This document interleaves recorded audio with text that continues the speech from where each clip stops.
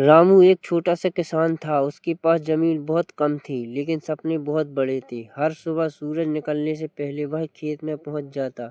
नंगे पैर मिट्टी में चलकर अपनी फसलों से बातें करता। इस बार अच्छा दाना देना, बच्चों की फीस भरनी है। वह पौधों से ऐसे बात करता जैसे उसकी बात समझती हूँ।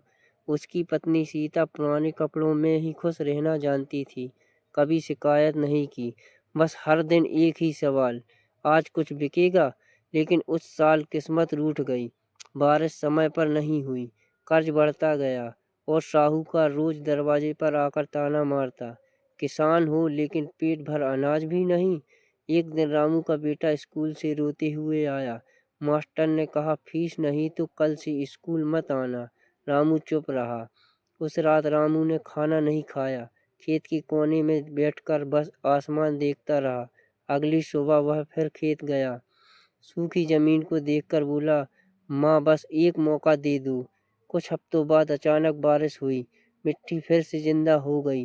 रामू ने दिन रात मेहनत की, हाथों में छाले पड़े, पर चेहरे पर उम्मीद लौट आई। फसल तैयार हुई, बहुत ज्यादा नहीं, लेकिन इतनी कि कर्ज का कुछ हिस्सा उतर जाए और बच्चे फिर स्कूल जा सकें। जब उसका बेटा नई किताब लेकर घर आया, रामू की आंखों से आंसू बह निकले और वह बोला, मैं अमीर नहीं हूँ बेटा, लेकिन जब तक सांस है तुम्हारे सपनों को भूखा नहीं मरने दूंगा। उस रात रामू देर तक सो नहीं पाया। टूटे हुए छप्पर से टपकती बारिश की बूंदें उसके माथे पर गिर रही थी, लेकिन आज उसे ठंड नहीं लग रही थी।